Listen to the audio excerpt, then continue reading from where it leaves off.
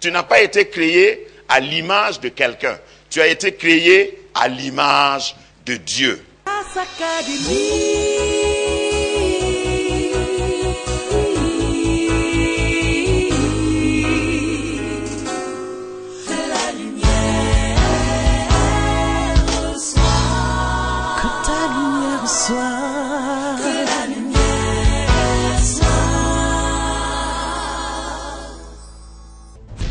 L'intention de Dieu depuis la création, en créant l'homme, au fait, n'était pas de créer une église. Jésus est venu pas pour fabriquer des chrétiens. Jésus est venu pour faire des citoyens d'une autre cité, d'un royaume.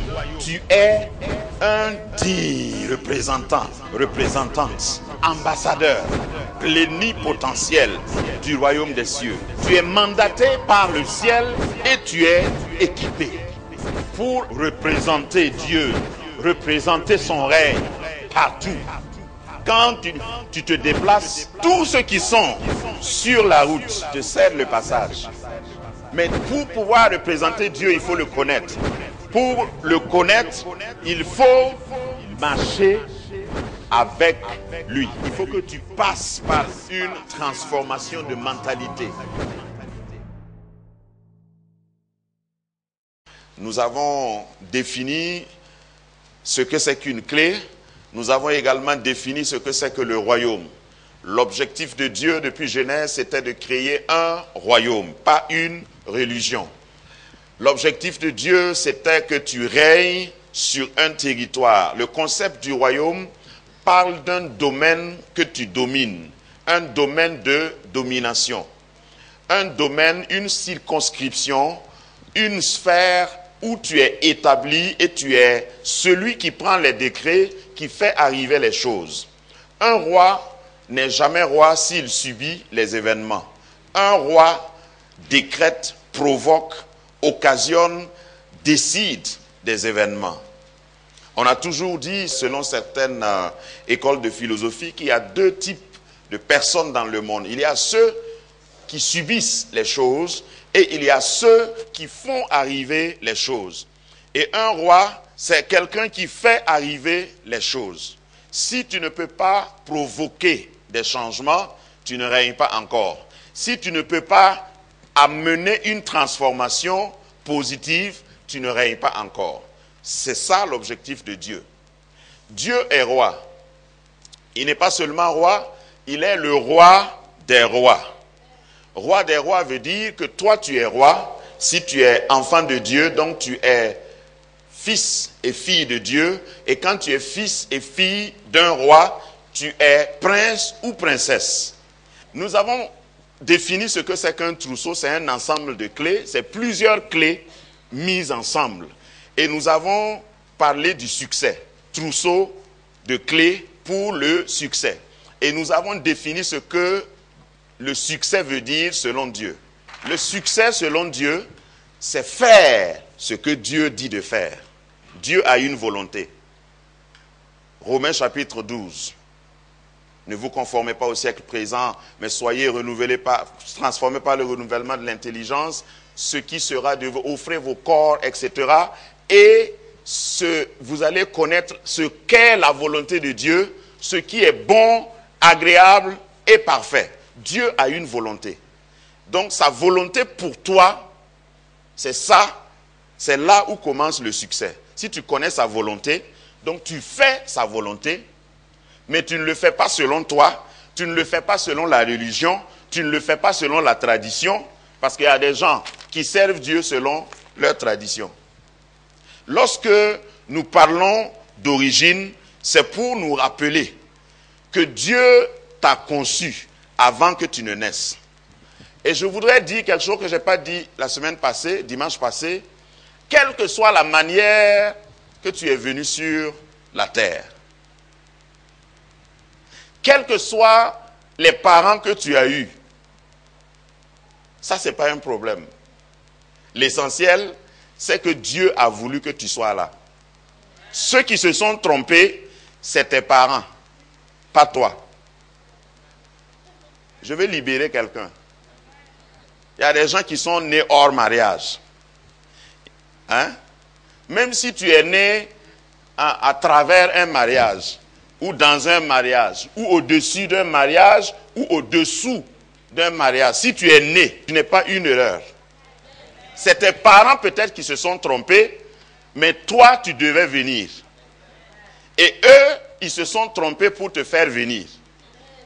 Dis à ton voisin, je suis déjà là. C'est ça qui est important. Regarde, on peut t'appeler ce que tu n'es pas. Et à force de t'appeler comme ça, tu vas finir par accepter. Ton professeur a dit que toi, comme tu es faible en maths là, bon, peut-être c'est mieux d'aller faire maçonnerie.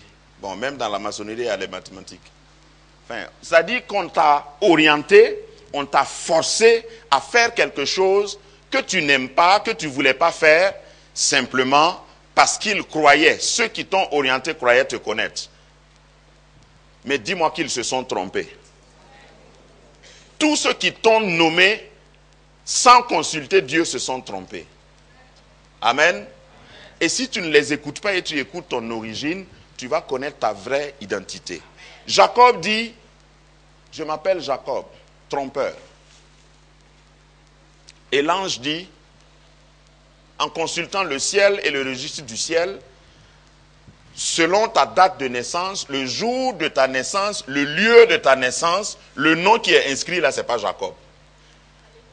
Parce qu'il y a un registre au ciel. Avant que moi je vienne, le secrétariat, le database du ciel avait déjà programmé ma venue. Et le ciel sait quand je devais venir, où je devais venir et à quelle heure. Donc il y a un nom au ciel qui correspond au jour, à la date, au lieu de ma naissance et à l'heure de ma naissance. Donc c'est ça que l'ange a consulté et il dit, mais il n'y a pas un nom comme ça dans notre registre au ciel. Trompeur, le nom qui correspond à ta date, à ton lieu, à ton heure de naissance, c'est prince. C'est pas voleur. C'est ça ta vraie identité. Je me demande si tu as pris le temps de causer avec ton Créateur pour connaître ton identité. Quel nom le ciel t'a donné? Quel nom Dieu t'a donné? Certains d'entre nous, on nous a dit qu'on n'a pas réussi à l'école. Parce que pour faire l'identité de quelqu'un, souvent on demande quel niveau il a. À quel niveau? Il y en a qui disent, moi je suis un haut cadre. Quelqu'un m'a dit ça une fois, j'ai dit, c'est cadre de vélo ou bien c'est cadre de fenêtre? Ça ne veut rien dire.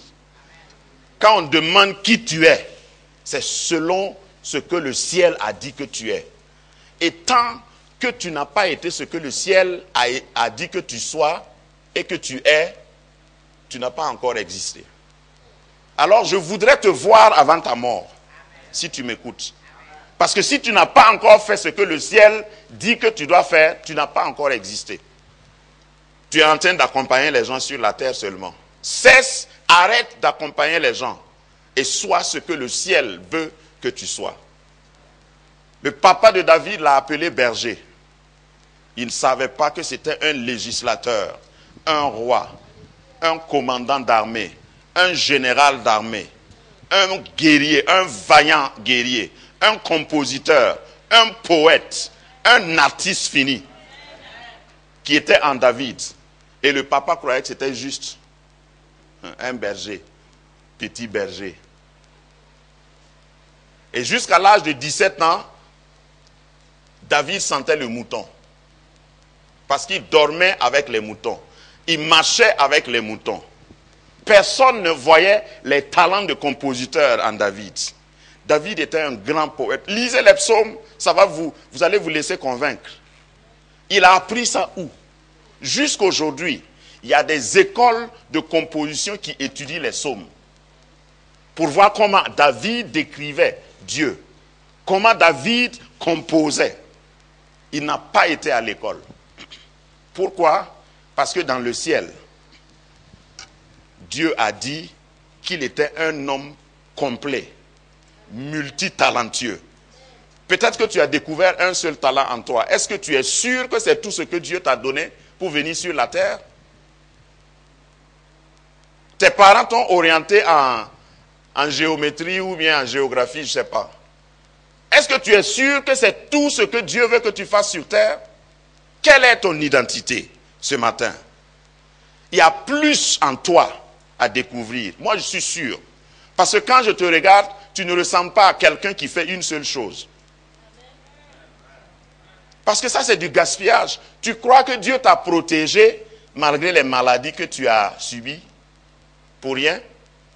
Ne me dis pas que c'est parce que tu as prié. Toi et moi, nous savons que tu n'as pas bien prié. Moi, je sais que ce n'est pas parce que j'ai prié que Dieu m'a préservé de certaines choses. Parce que je n'ai pas assez prié. Mais Dieu m'a préservé. Vous savez pourquoi? Parce que Dieu n'aime pas les pertes. Il y a encore des choses en moi qui ne sont pas encore extériorisées. C'est pourquoi il fait tout pour que je reste en vie. Et quand je marche, même quand je tombe, Dieu est en train de dire courage, c'est pas fini. Le monde n'a pas encore découvert les autres choses qui sont en toi. Toi-même, tu n'es pas au courant de ce que j'ai mis en toi. Relève-toi, parce que ce n'est pas le moment de mourir. Dis, je ne mourrai pas maintenant. Dieu attend toujours parce qu'il a investi tellement en toi. Je me limite à David et à Jacob, mais il y a plein d'autres. Il y en a même qui avaient signé forfait, comme Gédéon. Il y en a qui avaient signé, qui avaient dit, je ne peux plus rien faire, comme Jérémie.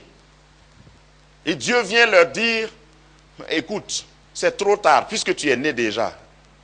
C'est que tu as mon équipement en toi. Tu as mon investissement en toi. Rattache-toi seulement à ta source et tu vas voir ce que je ferai de toi. Donc, devant chaque peureux, Dieu est arrêté et il dit « vaillant héros ». Dieu appelle le peureux « vaillant héros ». Devant chaque perdant, Dieu regarde et il dit « oh, mon gagnant, il est par terre ». Devant chaque pécheur, Dieu s'arrête et il dit « mais tu es saint, c'est que tu ne le sais pas ». Devant un bébé qu'on a avorté, Dieu est là en train de regretter. Il dit, mais ce n'est pas possible. Vous avez détruit un potentiel dont le monde avait besoin. C'est ça ta vraie identité au ciel.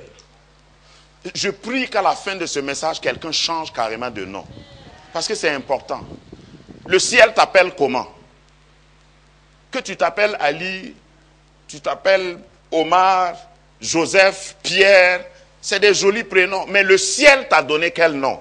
En Christ, puisque notre identité en Christ, dans 2 Corinthiens chapitre 5 verset 17, déjà on dit que tu es une nouvelle création. Il y a des gens qui sont toujours autour de toi pour te rappeler ton passé. Il y a quelqu'un avec qui j'ai fait l'école biblique dans les années 83 qui me dit, hey, tu te rappelles comment? J'ai dit, je me rappelle très bien, mais j'ai refusé de rester là-bas. Personne ne doit t'obliger à rester là où tu étais. Tu es une nouvelle création. Cet exemple s'applique dans la vie spirituelle aussi. Tu vois quelqu'un dans l'église, il est en train de danser et tu connais son passé. Tu dis, hé, toi ici, il faut redresser, arrête-toi un peu, arrête de danser et tu lui dis, oui, moi ici. Et puis après, toutes choses sont devenues nouvelles. Et ce n'est pas toi qui as rendu ça nouvelle. Laisse-moi tranquille. C'est comme ça que le ciel t'appelle. 2 Corinthiens 5, 17. Je suis réconcilié avec Dieu et j'ai un ministère de réconciliation. Regarde, je n'ai pas seulement été pardonné, maintenant là, je suis ministre de la réconciliation. Si quelqu'un a un problème, son dossier doit venir sur mon bureau. C'est ça. Je suis le ministre de la réconciliation. Galates 3, 26 et 28. Je suis un fils de Dieu. Je suis un en Christ. Un avec Christ, je veux dire. Je suis un héritier de Dieu et co-héritier avec Christ. Dis à ton voisin, Jésus est mon frère. La religion t'enseigne seulement que Jésus est ton sauveur. La Bible te dit qu'il est plus que ton sauveur Après avoir été ton sauveur, tu es devenu son frère. On est de la même famille. Quand je me déplace dans la ville de Ouagadougou, c'est Jésus qui est là. C'est ce que ça veut dire. Il y a quelqu'un qui pense que c'est trop osé. C'est la Bible qui le dit. Grâce Académie, une vision, une plateforme, un cadre d'expression et d'épanouissement pour tout l'homme. Une ambassade du royaume de Dieu, un peuple d'adorateurs, un centre multiracial, une église sans cloison avec pour seule passion vivre la réalité de l'évangile de Jésus-Christ. Grâce Académie, une voix prophétique et une vision pour sa génération. Situé à Ouaga 2000, à 700 mètres de l'ambassade des États-Unis, côté Est. Grâce Académie.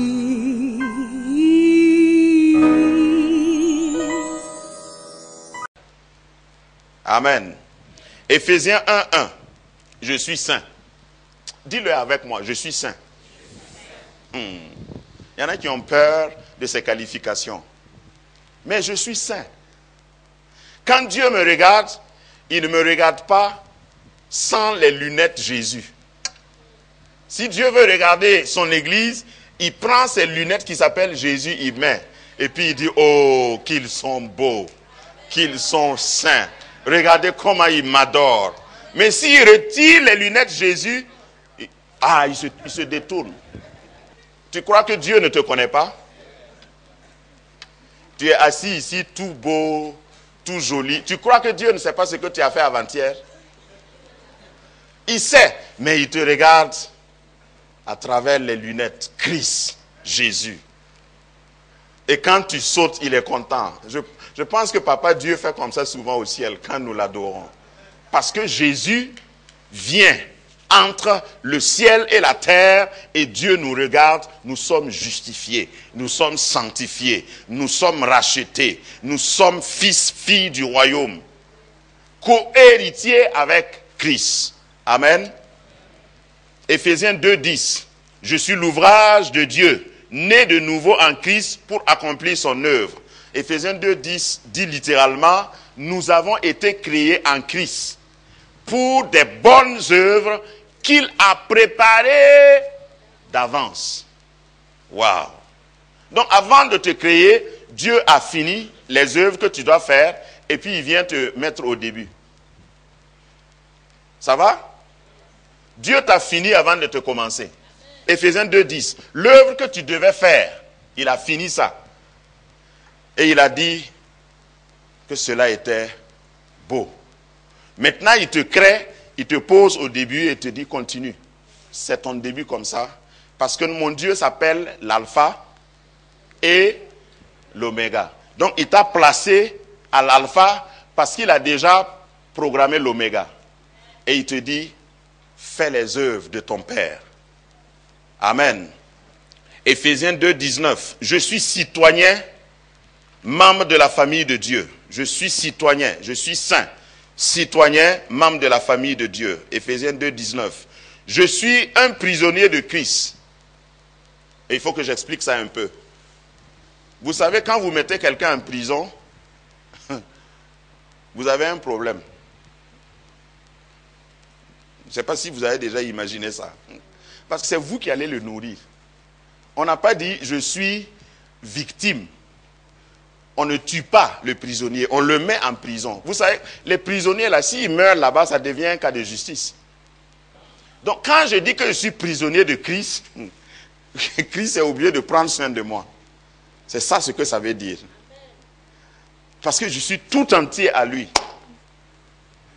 Je n'ai même pas besoin de pleurer. Le prisonnier, il ne travaille pas beaucoup. Mais il doit vivre. Amen. Prisonnier de Christ veut dire, si tu es prisonnier d'un roi, prisonnier du roi le plus riche de la terre. Parce qu'il y a des prisons. Moi, j'ai prêché dans une prison au Texas, aux États-Unis. Wallahi. Quand vous voyez les prisonniers, si vous voyez leur salle de réception, leur salle de gym, vous voyez leur terrain de basket, toi-même tu vas te faire recruter là-bas. J'ai mangé avec eux. Il y a hors d'œuvre, plat central, dessert, tout. Il y a une piscine. Donc il y a prisonnier et à prisonnier. Donc quand je te dis que je suis prisonnier de Christ là, je ne demande pas ta pitié. Je me sens bien. Et je ne veux même pas sortir. Si c'est Christ qui t'emprisonne, mais tu es gâté. J'ai rencontré justement, pour la petite histoire, un monsieur là-bas qui est condamné à 60 ans de prison. Le jour que je suis allé là-bas, il m'a demandé mon âge. Je crois que j'avais 34 ans. Je lui ai dit j'ai 34 ans. Et il a commencé à pleurer. Il a dit avant que je commette ce que j'ai commis pour venir en prison, Dieu m'avait appelé pour que je prêche l'évangile. Et puis quand je te vois, parce que c'est un noir, quand je te vois, on dirait que c'est moi. Tu m'as trop perturbé la pensée pendant que tu prêchais. J'ai dit, je suis désolé, moi je ne te connais pas. C'est comme ça quand tu ne fais pas la volonté de Dieu. Mais il était bien. Il vivait bien. Ils avaient des téléplacements. En ce moment, téléplacement, c'était rare. Il changeait les chaînes. Mais il était privé de liberté. Ça, c'est une parenthèse pour te dire qu'il ne faut pas vivre au mauvais endroit. Ça, ce n'est pas un succès. Il faut que tu vives pour Christ. Je suis juste et saint. Éphésiens 2, 24. Je suis le sel de la terre. Matthieu 5, 13. Je suis le sel. Je joue la fonction du sel. Quand il y a la corruption dans une entreprise, si le chef d'entreprise commet l'erreur de me recruter, finit la corruption. J'arrête la corruption. Je ne fais même pas d'effort pour arrêter la corruption, puisque je suis le sel. Je n'ai pas besoin de crier. Le sel est invisible dans l'aliment, mais si tu goûtes, tu sais que c'est salé. Dis à ton voisin, si tu me goûtes, tu vas voir. Parce qu'il ne suffit pas de parler. Regarde, souvent il y a des chrétiens qu'on minimise. Ne te plains pas. Entre dans l'aliment. C'est là qu'on va savoir que tu es le sel de la terre. Tu empêches la corruption, tu conserves et tu élèves le goût de l'aliment. Je suis la lumière du monde. Ça, c'est mon autre fonction. Là où il y a les ténèbres, quand j'arrive, je n'ai pas besoin de demander la permission aux ténèbres pour rentrer. Mais les ténèbres ne peuvent pas entrer dans la lumière. Mais la lumière entre dans les ténèbres. Tu es lumière. Et cette lumière va t'amener très loin. Cette lumière fera que les gens vont commencer à t'applaudir par moments et puis tu vas te demander qu'est-ce que j'ai fait. Tu n'as rien fait. Tu es seulement. C'est ce que tu es qui fait que les gens seront étonnés. Tu es la lumière du monde. Je suis un enfant de Dieu. Enfant de Dieu. Jean 1, 12. Enfant de Dieu. À tous ceux qui l'ont reçu, à ceux qui croient en son nom, il a donné le pouvoir de devenir enfant de Dieu. Enfant de Dieu veut dire que tu es né de lui. Tu as son ADN en toi. Et quelqu'un ne peut pas venir contester ton appartenance, ta filiation. Le diable même ne peut pas contester ta filiation parce que tu es de Dieu. Tu es enfant de Dieu. Jean 1, 12. Je fais partie du vrai cep. Je suis un canal de la vie de Christ. Je suis le cep et vous êtes les sarments. Jean 15, 1 à 5. Le cep et les sarments. En termes simples d'ici, parce que ça parle de la vie. Dieu ou Jésus est le tronc et je suis la branche. Si tu coupes la branche, tous les éléments, la sève, la qualité de sève qui se trouve dans la branche, c'est ce qui est dans le tronc. Si tu me touches, tu as touché Jésus. Si tu me goûtes, tu as goûté Jésus. Tu ne peux pas couper une branche de caïcédra et dire que c'est bon comme la canne à sucre. Non. Donc si tu me vois, traite-moi bien. Parce que je suis attaché. Parce que dans l'image que Christ a donnée, le serment qui est la branche de la vie, le tronc de la vie peut être ici. Et le sarment peut être à 3 mètres. Mais c'est la même sève, c'est la même source qui alimente. Amen. Je suis esclave de la justice. Romains 6, 18. Alléluia. Philippiens 3, 20. Je suis citoyen des cieux. Je suis assis dès à présent dans les lieux célestes. Assis avec Christ. Donc tous les problèmes qui sont sur ta tête là, regarde-moi bien maintenant, je termine par ça. Tous les problèmes qui sont au-dessus de toi, qui sont sur ta tête là, il faut dire, attendez, je vais monter plus haut. Amen. Parce que si tu es assis avec Christ, tout problème qui te dépassait, qui était plus grand que toi, devient quoi? Petit. Faut apprendre à prendre de l'altitude. Si tu es assis sur ton fauteuil de la terre, et puis tu es dérangé, change de fauteuil, change de position. Tu vas voir, tout va aller bien. Tout va commencer à bien aller. Amen. Hébreux chapitre 3 verset 1 dit, je suis saint et je suis participant de la vocation. N'oubliez jamais ça. Qui a été aidé? Peut-être que je vais poursuivre la semaine prochaine pour parler encore de ton identité. Nous allons faire ces prières ensemble. Seigneur Jésus, je reconnais que tout ce qui a été créé par Dieu, y compris moi-même, dis ton nom. Tout a été créé pour un but précis. J'existe pour un but. Tu as un programme déjà établi pour moi. C'est pourquoi j'ouvre ma bouche et je déclare que je ne suis pas un accident, que je n'existe pas par hasard, et je ne suis pas venu seulement dans le monde pour accompagner les autres. J'ai un prix à tes yeux. Tu m'aimes, je le sais, et tu décides de m'accompagner vers ma destinée. Je suis la prunelle de ton œil. Seigneur, tu m'as créé à ton image, selon ta ressemblance. Donc je te ressemble. Donc j'ai tes capacités. Tu as mis tes capacités en moi. Tout ce qui est humainement impossible devient pour moi possible. Parce qu'il y a le divin en moi. Maintenant, je connais mon identité en Christ. Maintenant, je sais qui je suis. Je sais que j'ai été élu. J'ai été sélectionné avant la fondation du monde, avant ma naissance, avant la naissance de mes parents. Et tu as préparé de bonnes œuvres pour que je vienne les accomplir. C'est pourquoi je décrète et je proclame que toute œuvre de l'ennemi, que tout plan de Satan pour m'empêcher d'accomplir ma destinée est voué à l'échec au nom de Jésus. J'accomplirai tous les jours de ma vie. Je ne mourrai pas par accident. Je ne mourrai pas d'une mort prématurée. Je vais finir ma destinée. Parce que je suis un chef-d'œuvre de Dieu.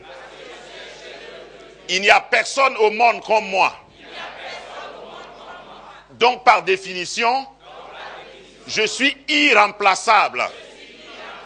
Et c'est pourquoi je décide, je m'engage à faire tout ce que tu m'as dit de faire.